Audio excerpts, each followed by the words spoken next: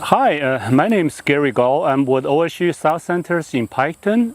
I'm an extension specialist and also an associate professor. And I have quite a few responsibilities, and one of those is grape production, actually more specifically wine grape production. We have several projects through Ohio Grape Industries program. And however, today I'm going to talk about both wine grape production and table grape production. For the sake of grape production, we have several potential types of grapevines to grow. We may have what's called the Vitis vinifera or Vitis vinifera, depending on which person you talk to. That would be European grapes, and those are quite sensitive to winter injuries. For commercial production, they could be grown in Ohio with protection. However, over the last several years, cold temperatures have caused quite a bit winter injuries on Vitis vinifera grapes. The second large group of grape varieties is what's called French-American hybrids, and I'm holding in my hand a cluster of what's called the Vidal Blanc. It's a hybrid between European grapes and also American grapes. And this is a wine grape variety. It makes a very good white wine. And also folks who have had ice wine before, and this particular cultivar makes excellent ice wine.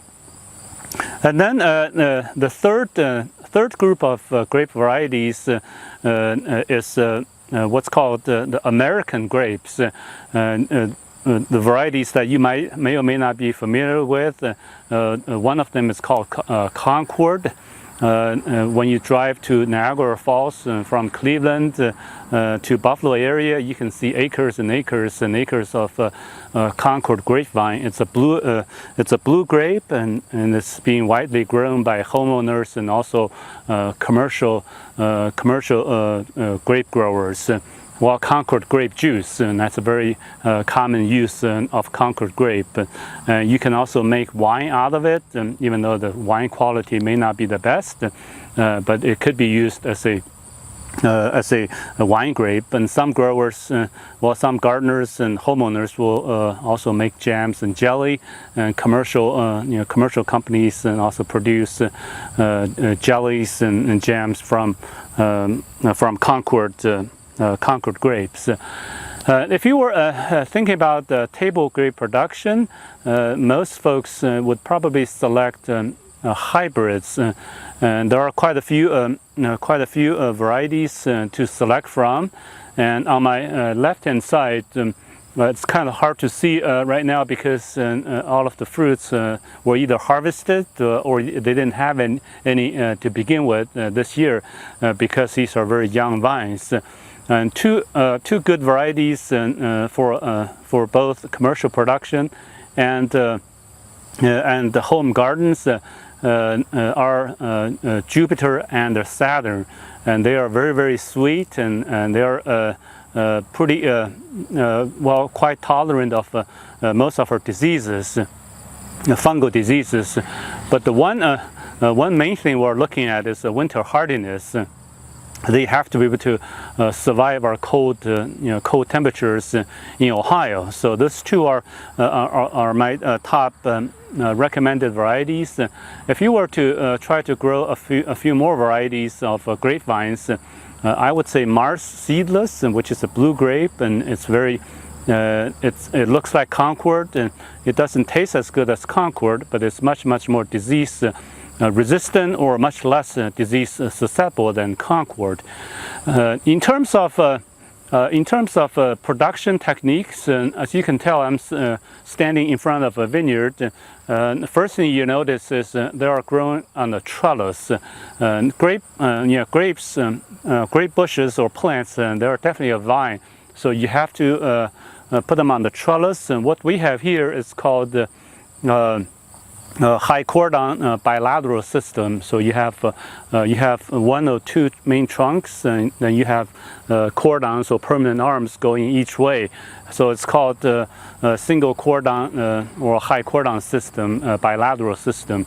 And this is what it looks like. And you can get all the branches up high, so which will make it easier to prune, make it easier to spray. And so trellis is a must for grape production. And then you can see on my right-hand side, we have this white netting. Birds definitely love grapes as much as we do. So for both commercial production and the home garden situation, you need to have some kind of netting. Otherwise, birds will eat you out of business. And then grapevines are not terribly difficult to grow, and they do get a few diseases and a few insects. In terms of insects, Japanese beetles are a major pest, and so we have insecticides for that. And it's a good idea to spray kind of early, as soon as you see the first Japanese beetle. Hopefully that will keep the insect under control. Diseases, and they can get downy mildew, black rot, and then also powdery mildew. So fungicide sprays are very, very helpful. And then in terms of pruning, that could be pretty complicated. So that could be a separate video by itself. And so we also have programs in winter, typically in March, where we talk about pruning, and actually we'll come out here and we'll do a practical demonstration to show folks how to prune grapevines. And this is about all we have on grape production, and hopefully we'll have more videos so you can watch and on other aspects of grape production.